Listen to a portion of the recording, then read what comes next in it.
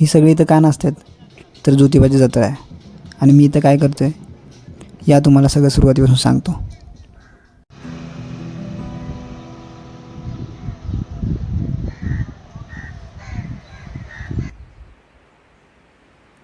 हा सूर्यास्ताच्या दिशेने जाणारा हा मी आहे. मला लाईफमध्ये टिवल्या बोल्या करायला आवडतात. कधी कुठं उंच ठिकाणी लटकणे, पायात रशी बांधून उड्या मारणे, कधी समुद्रात, कधी बर्फात, कधी पावसात, तर कधी डोंगरात. माझ्या टिवल्या बोल्या चालूच असतात.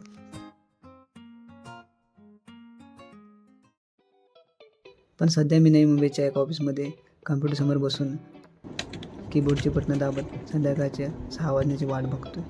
6 वाजले की चेहऱ्यावर एक स्माईल येते. मग वेळ होते माझ्या सिंड्रेलाला भेटण्याची. मी काम करेपर्यंत ती सावलीत गपचूप उभी असते. त्यानंतर मी येऊन तिला प्रेमाने चालू करतो आणि घरच्या दिशेने निघतो.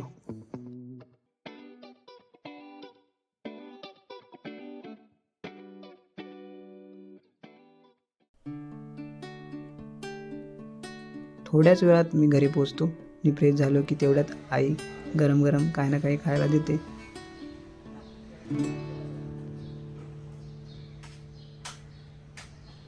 त्यासोबत सांगते की उद्या चैत्र पौर्णिमा आहे, ज्योतिबाची जत्रा आहे. तुझ्या पप्पांना सुट्टी नाही तर तू यावर्षी जा. मग श्रावण बाळासारखं आईची आज्ञा पाळत मी गावी निघालो.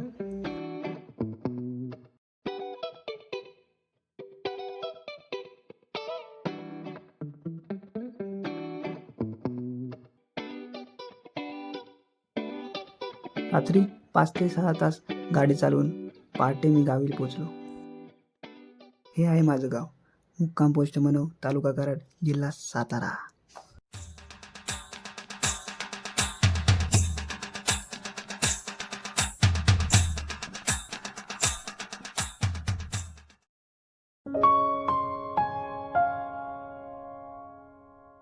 ही आहे आमची दर्शन अक्का. आय नाही कोणा बोल नाही फोटो काढा तुझा. काय फोटो होय आहे. तू मटण बरं खाते, भाकरी काय चावून तुला? मटण मटण खातेच बरोबर. भाकरी भाकरी भाकरी चावत ना तुला? मटण कसं चावत? मटण मटण कसं खातेस? मटण इकडल्या जातं काय अरे बकऱ्याचं मला लागतं. बकऱ्याचं मटण खाल्लं तर सर्दी झाली, डेंगा. मी अंगणात गँगची जमा होण्याची वाट बघत बसलो होतो. आजीने मला हातात मूठभर शेंगदाणे दिले होते, ते खात खात. आणि ही आहे ती गँग. ज्योतिबाच्या नावानं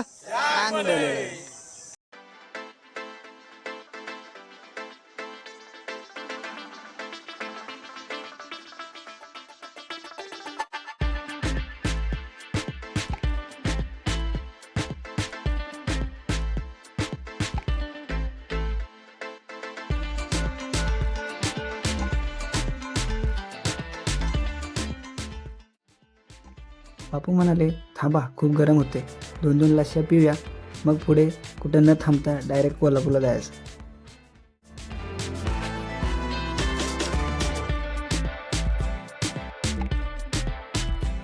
तासभर प्रवास केला आणि आम्ही डायरेक्ट डोंगराच्या पायथ्याशी पोचलो.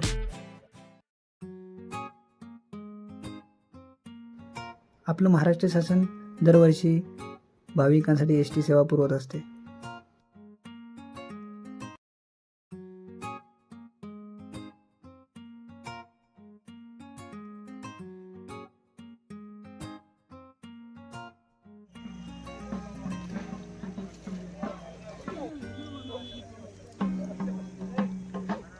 काल आलेले भक्त आज आपल्या आपल्या घरला निघाले होते.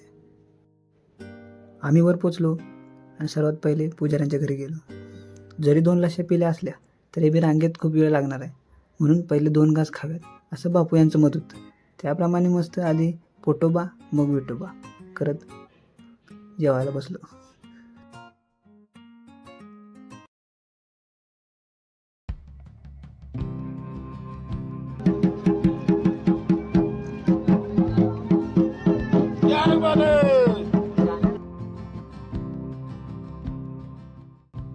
रांगेत उभे राहताच शरीरात अशी पॉझिटिव्ह एनर्जी जाणवायला लागली.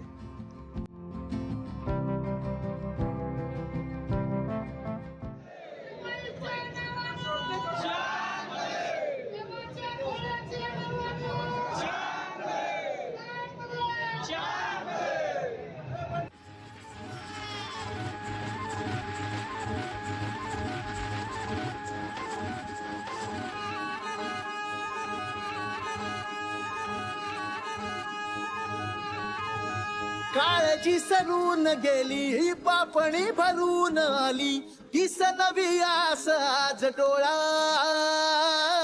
रुसलेली रात सारी शोधते सकाळ न्यारी दाखवी पहाट सांब भोळा एकीची ओढ ही जुनाड जुनाड मनाचं वासरू उन्हाड उन्हाड भक्तीची दावणी कृपेची छावणी भक्तांची रांग जणू रूपाबाग झाले.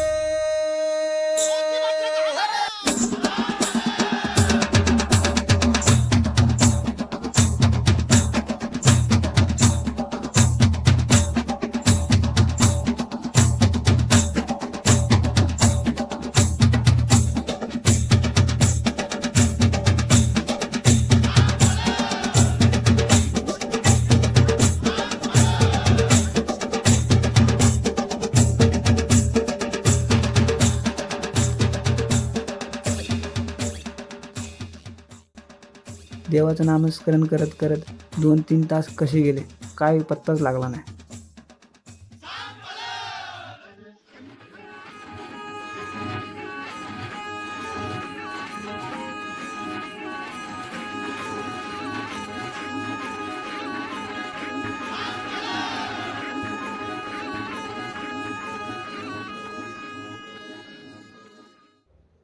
थोडासा गुलाब झाडतो नाही तर घरातले काय मला ओळखणार नाहीत.